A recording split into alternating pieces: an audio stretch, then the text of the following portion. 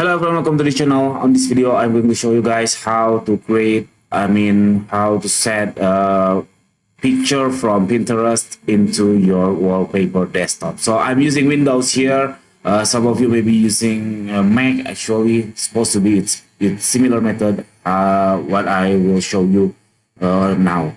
So what you have to do, you search for desktop wallpaper, for instance, or any image you want to. It depends on your preferences. And then for instance, I will click this one, and then you just click view image, and then you can download by save image as. Save, and then open the image, and then right click on the image, and then find more option. I'm using WPS photos here. If you are using another apps, it's supposed to be similar. You just right click on the image, and then find set as desktop background. So after that, I will looking for my desktop, and the thing is, this picture is not fit into my desktop, into my wallpaper, since this image resolution is low. So what you have to do, you just go to find some applications such as you can googling by yourself by type in image enhancer. There are a bunch of image enhancer about around there.